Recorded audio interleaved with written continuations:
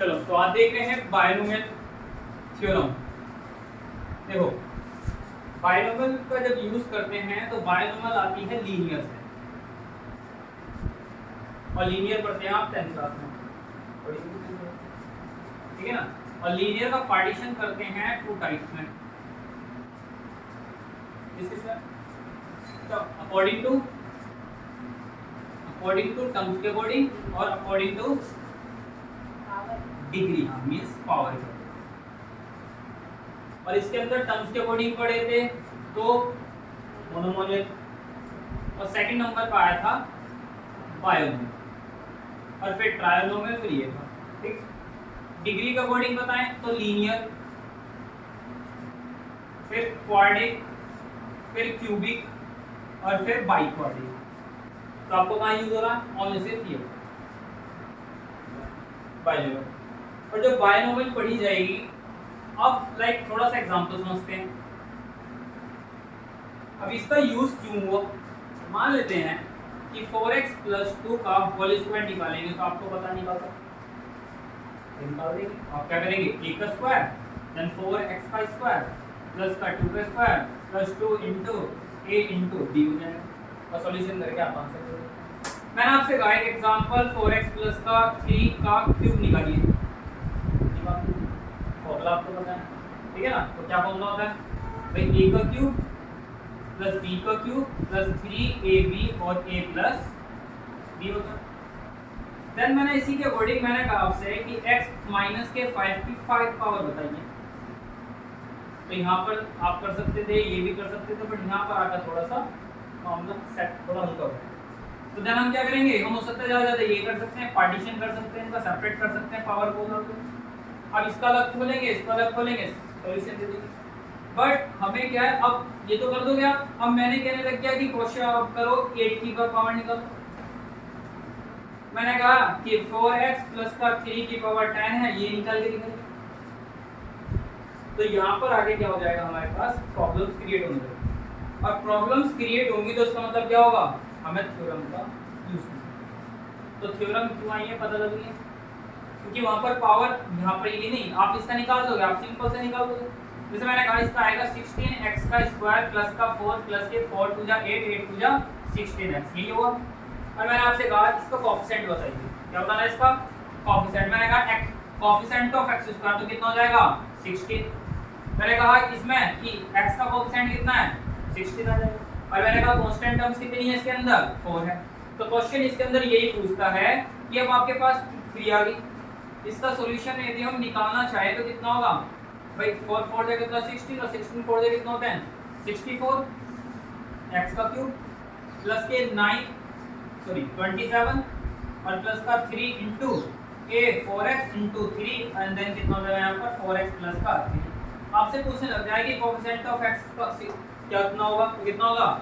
64 हो जाएगा। अब किसी और का भी पूछने लग जाएगा, तो क्वेश्चन आपसे ऐसे पुट किए जाएंगे कि आपके पास दे देंगी बड़ी वैल्यूज।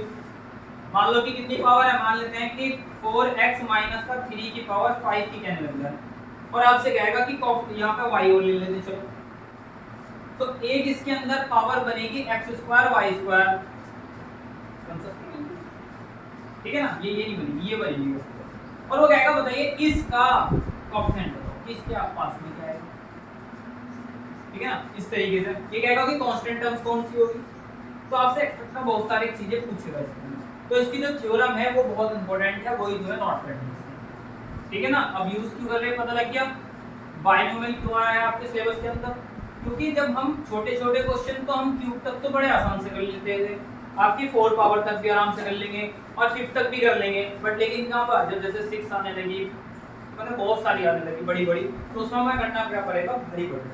उसको सॉल्यूशन करने के लिए हमें क्या करना पड़ेगा? एक थ्योरम होती है, उस थ्योरम को याद रखना। और इससे पहला चैप्टर मैं करा चुका हूं, कौन सा वाला? तो मैं कॉम्बिनेशन, और कॉम्बिनेशन का इसके अंदर यूज किया जाता है। और कॉम्बिनेशन के अंदर सी से आपको सिखाया था कि कहीं पर NCR हो, NCR, तो देन NCR होगा तो कितना हो जाएगा यहाँ पर? फैक्टोरियल n ओवर, बताओ कितना बताओ? Factorial factorial n upon factorial r into factorial r into factorial n - r। आया बात समझ में?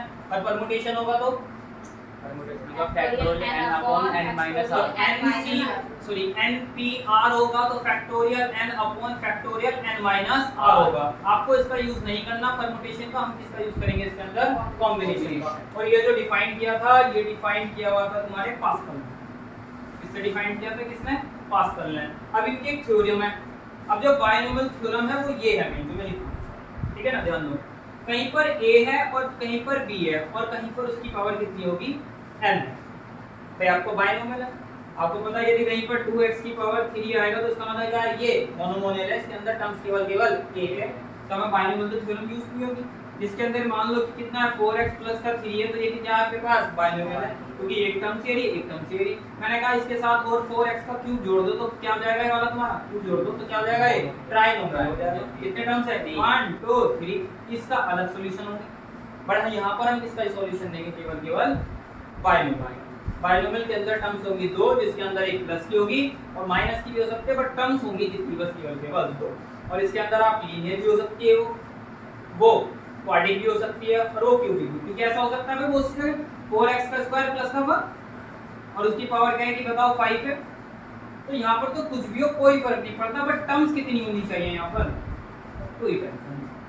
तो जब भी तो बायनोमियल होगा, अदरवाइज बायनोमियल्स नहीं होगा। तो इसको कैसे करेंगे? चलो जी, थ्योरम जो इंपॉर्टेंट है वो यही इंपॉर्टेंट है। देखिए क्या होता है। सबसे पहला होता है NC0, n फॉर नंबर्स, जितनी पावर्स होगी, और C तो कॉम्बिनेशन है, और 0 का मतलब जो बिल्कुल कांस्टेंट टर्म्स के बारे में। फिर A की पावर, कितनी पावर? A की पावर n। यहाँ पर B भी होता है, क्या? B की पावर 0। कितना होता है? B की पावर 0। ध्यान दो। नेक्स्ट अगला टर्म्स करें तो NC1, मतलब अगला कौन सा हो गया? फर्स्ट वाला जो हो गया। फिर A की पावर n माइनस 1, मतलब एक पावर कम करेंगे और b की पावर एक बढ़ा। समझे क्या काम है? इक्वली रखनी है पावर्स। क्या करा मैंने? यहाँ पे सेम पावर n पावर यहाँ पे भी एक पावर a की कम करी तो देन कितना आया? b की पावर एक्स्ट्रा हो गया। नेक्स्ट बताओ अभी टर्म्स कितना होगा? NC2, a की पावर में एक टर्म्स और कम हुआ तो b की पावर में एक टर्म्स ऐड हो जाएगी। समझिए? तो ऐसे करते करते तो हमारे पास बहुत सारी टर्म्स आ जाएंगी। तो वो तो आपके अकॉर्डिंग तो क्या है? क्वेश्चन है, जितनी भी टर्म्स आएंगी वो अकॉर्डिंग चलती रहेंगी। क्योंकि यहाँ पर देखो जैसे प्लस आएगा वो तो अकॉर्डिंग आ जाएगा, जैसे हम करते रहेंगे पता लग जाएगा, ठीक है ना? बट प्लस कहाँ तक चलता हुआ? n तक चलेगा, और n आएगा तो एक लास्ट में NCN आ जाएगा। एक टाइम आने के बाद n की a की पावर कितनी हो जाएंगी? 0 हो जाएंगी। देन b की पावर कितनी हो जाएंगी? अब n। एक टाइम यहाँ तक तो लास्ट टाइम जो n टर्म्स होगी वो लास्ट टर्म्स कौन सी होगी? ये। और कहीं पर फैक्टोरियल 2C2 आ जाए तो क्या लिखते हैं आप? से एक्सपेंड करें 2C2, 2 कॉम्बिनेशन 2, बताओ कितना? फैक्टोरियल 2। फैक्टोरियल 2 into 2 minus 2 कितना हो जाएगा? 0। इसकी खत्म कर दीजिए इसको तो, और इससे खत्म, तो इसका आंसर कितना आएगा? 1। तो क्या हुआ? तो कहीं पर सेम हो तो वो कितना आएगा? 1 आएगा। दूसरा तो इसका मतलब समझे क्या है? यहीं पे एक नोट भी लिख लेना यहीं पे छोटा सा कि कहीं पर NCN हो तो उसकी वैल्यू कितनी होती है? 1 होती है। दूसरा मैं ले लेता हूँ 5C0, आप बताना कितना होगा? फैक्टोरियल 5 ओवर फैक्टोरियल 5 ओवर कितना होगा? फैक्टोरियल 0 फैक्टोरियल 5 माइनस 0, ये होगा नहीं होगा इसका सॉल्यूशन। तो कितना होगा? फैक्टोरियल 5 ओवर इसकी वैल्यू कितनी होती है? 1, और इसकी वैल्यू कितनी होगी? भाई 5 में से 0 रहेंगे, फैक्टोरियल 5 से फैक्टोरियल 5 बचा कितना? 1। इसका मतलब क्या हुआ? कहीं पर NC 0 भी होगा तो उसकी वैल्यू भी किसमें होगी? 1 ही होगी। तो इसका ना पहला टर्म्स भी यहाँ पर 1 हो जाता है और ये वाला टर्म्स भी क्या हो जाता है? 1 हो जाता है। तो ये जो मेन इंपॉर्टेंट है ये है आपकी बायो नॉट, ये याद रखो, सिंपल इंपॉर्टेंट है बहुत ज्यादा, इसको नोट करो और ये नोट करो। ये एग्जांपल ले लेते हैं। देखो x plus 2 की पावर 6 है, तो आपको पता लगा n की वैल्यू 6 है, फॉर्मूला लगाओ, डायरेक्ट थ्योरम लगाइए। देखो NC0, n का मतलब कितना आएगा? 6, C0 का मतलब 0, a क्या मेरे पास ये और b है हमारे पास 2, a की वैल्यू x और b की वैल्यू क्या है? 2। तो बताओ कितना होगा? a की पावर 6 मतलब x की पावर 6 इंटू 2 की पावर 0। नेक्स्ट टर्म बताओ NC1 मतलब 6C1। नेक्स्ट a की पावर 6 थी, x की पावर मतलब सॉरी x की पावर कितनी है 6, तो उसमें से क्या कर लो 1 कम कर लो और एक पावर किसकी बढ़ती जाएगी अब 2 की। नेक्स्ट बताओ 6C2 x की पावर 4 और 2 की पावर कितनी हो जाएगी 2, मतलब एक पावर बड़ा कम करते चले जाइए और एक पावर को बढ़ाते चलो। नेक्स्ट 6C3 और x की पावर कितनी होगी 3 और 2 की पावर भी कितनी हो जाएगी 3।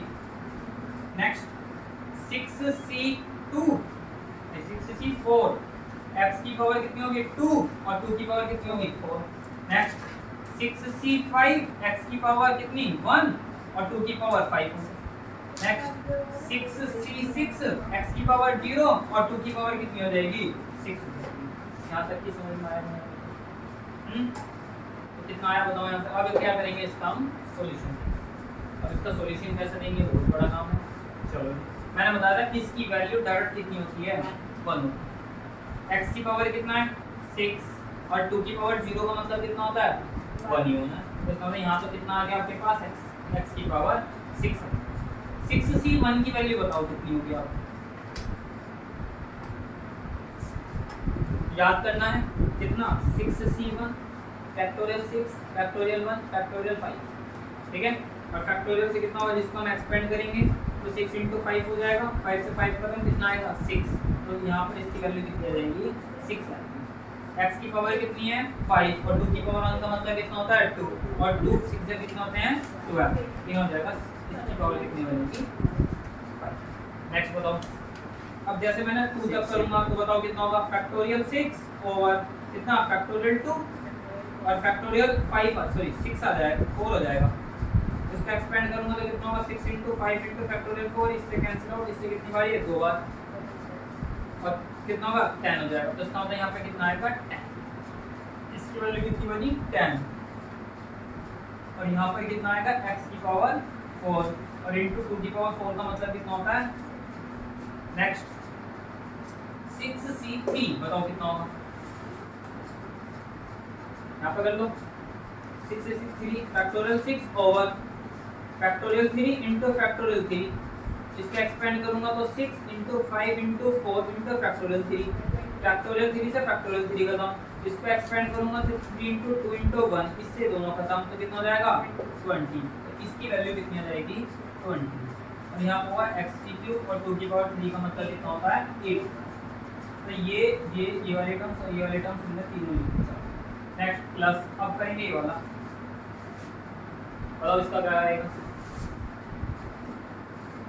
जब यहाँ तक होगा ना तो रिपीटेशन उल्टा करना चाहिए, अभी बताऊंगा ठीक है ना। तो 6 factorial 6 over factorial 4 × factorial 2 expand करो 6 × 5 × फैक्टोरियल 4, इससे खत्म। यहाँ पे 2 से कितनी बार 3 बार सॉरी 2 बार तो 5 3 से कितना होता है 15 और 50 कितना आएगा आपका वाला 15।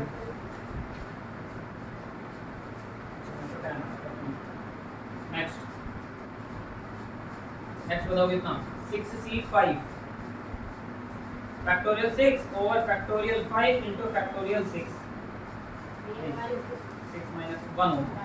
इसका एक्सपेंड करेंगे तो खत्म, ये तो 6 × फैक्टोरियल इससे खत्म तो कितना आ गया यहाँ पर 6 आ गया प्लस। अच्छा यहाँ पर ये नहीं x की पावर 2 और ये हो जाएगा 16 ये होगा ना, फिर प्लस यहाँ पे कितना आया 6 × x और x की पावर कितना हो जाएगा 32 हो जाएगा। नेक्स्ट प्लस इसकी वैल्यू तो 1 हो जाएगी, इसकी वैल्यू 1 और इसका वैल्यू कितनी हो जाएगी 64 हो जाएगा। यहाँ पर ये वैल्यू तो ये आ जाएगा और इसका सॉल्यूशन देंगे। और आपसे देखो क्वेश्चन क्या आएगा, आपसे कहेगा कि बताइए, मैं आपसे इसी के अंदर पूछने लग जाऊँ आपसे, बताइए कोएफिशिएंट ऑफ x³ का बताओ जल्दी। कोएफिशिएंट कहाँ पर है, ये रहा नहीं ये 8 है मल्टीप्लाई पूरा कहाँ करके लिखा।